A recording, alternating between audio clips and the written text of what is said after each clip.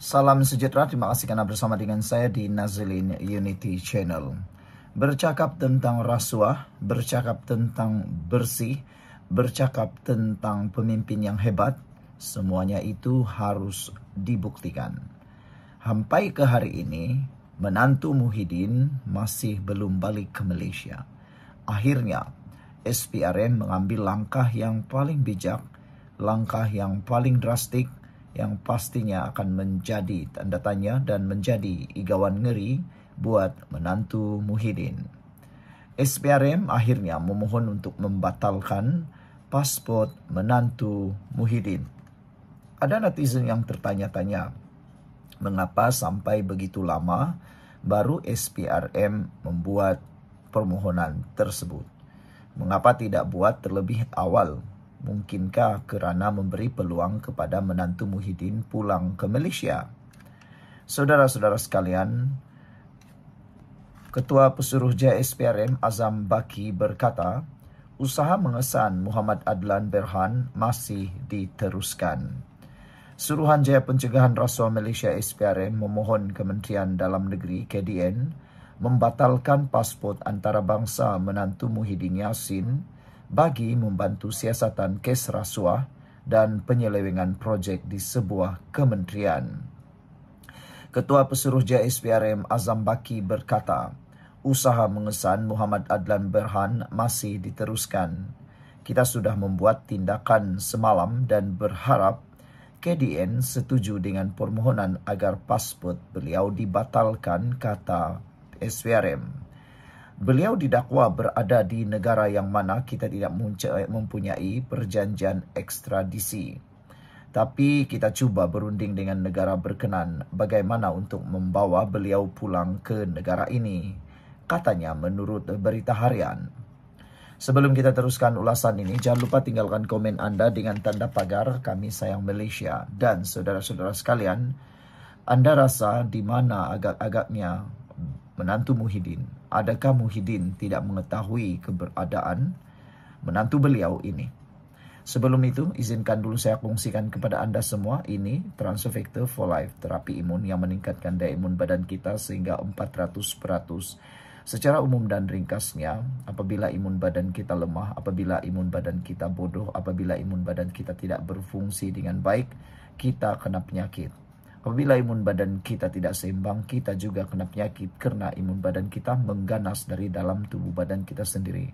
Tetapi apabila terapi imun ini mengajar, mendidik dan menguatkan imun badan kita, maka imun badan kita jadi kuat, bijak dan seimbang. Lalu imun badan itulah yang menghapuskan semua akar penyakit yang bersembunyi di dalam tubuh badan kita.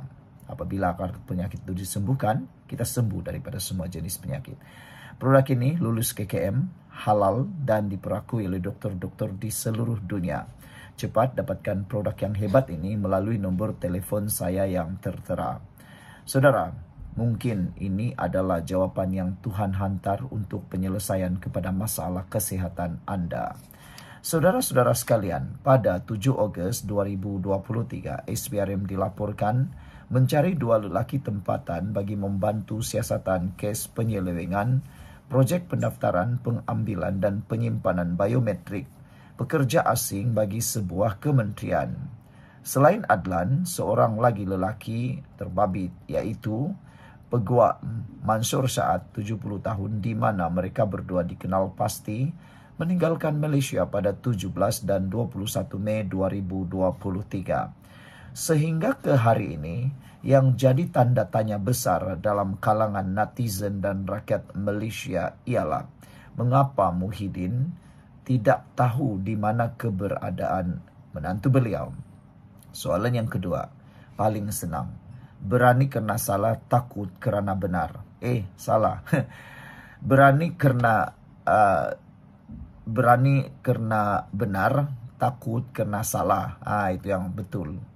Kalau betul dia tidak bersalah, kenapa dia melarikan diri? Kalau betul dia tidak ada kesalahan, dia patut hadapi masalah ini atau hadapi pertuduhan siasatan itu. Ini menghilangkan diri atau disebut sebagai melarikan diri. Jadi, ramailah netizen yang mula membuat gambaran dia bersalah. Sebab hanya orang yang bersalah takut untuk menghadapi siasatan. Jadi tanda tanyanya besar di mana mereka berada. Janganlah berharap untuk dapat Muhyiddin memikat hati rakyat Malaysia sekali lagi untuk dia jadi Perdana Menteri selagi menantu beliau ini tidak pulang ke Malaysia, kata netizen. Sekian dulu untuk kali ini. Jangan lupa tinggalkan komen Anda, tekan butang subscribe. Bye-bye. Salam sejahtera. Menteri Pendidikan Fadlina Siddiq difitnah lagi berkait dengan kes Zara Khairina. Kalau selama ini mungkin beliau boleh berdiam diri, YB Fadlina mungkin boleh berdiam diri. Tapi kali ini beliau sudah tidak boleh tahan lagi. Apabila dirinya kononnya dikaitkan pula dengan pengetua sekolah tempat Zara Khairina bersekolah. Apabila kes itu ataupun fitnah ini mula menular, akhirnya YB Menteri Pendidikan yaitu Fadlina Siddiq telah pun mengambil keputusan untuk mahu menyaman orang-orang yang berkomplot, orang-orang yang mahu menjatuhkan nama baik beliau dengan fitnah yang betul-betul tak boleh kita pakailah kan. Saudara, fitnah satu perkara yang amat jijik. Kerana apabila fitnah sudah bermula, bagaimana untuk mengatasi penularannya? Bagaimana mahu hentikan orang yang sudah mula percaya? Semalam tular di media sosial satu hantaran di Facebook menyatakan kononnya pengetua dan Fadlina Siddiq adalah sepupu. Ini satu dakwaan fitnah yang tidak berasas.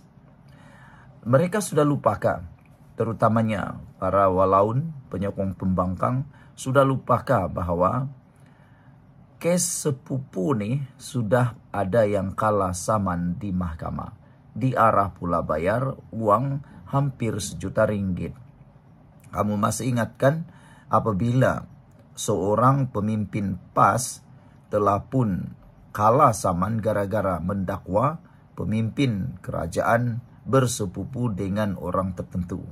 Jadi akhirnya kalah. Jangan main-main dengan hubungan sepupu ini. Semalam satu hantaran di dalam page Norman Rezwan menyatakan kononnya pengetua dan Fadlina Siddiq adalah sepupu. Beliau kata tak hairanlah mereka bersubhat dalam kes ini. Pengetua tak ditahan. Baru tahu rupa-rupanya sepupu jadua orang tu, kata Nur Ramzila di dalam hantaran. Akhirnya Norman Rezwan menyatakan, mengesahkan bahawa Fadlina Siddiq, Menteri Pendidikan, bakal saman wanita ini. Dan yang paling dikomen oleh netizen ialah bukan wanita yang menghantar ataupun membuat fitnah itu yang sepatutnya disaman saja, tetapi sumber yang menyebarkan berita bohong itu, fitnah itu juga harus ditangkap dan disaman, kata netizen. Dan ada netizen yang mula membongkar dari mana maklumat yang bohong itu berasal. Rupa-rupanya datang daripada seorang pempengaruh dari Sabah. Anda tahu lelaki itu, dia selalu menghantar hantaran berkaitan Zara Khairina penuh emosi. Anda carilah sendiri siapa lelaki tersebut. Norman Rezwan kata bakal disaman. Saya tidak faham apa motif wanita ini diviralkan. Ramai pihak tidak mahu ambil pengajaran daripada guru BI yang fitnah arwah Zara dimasukkan ke dalam washing machine. Sebelum kita teruskan ulasan ini, jangan lupa tinggalkan komen Anda dengan tanda pagar kami benci pembuli, kami benci pemfitnah.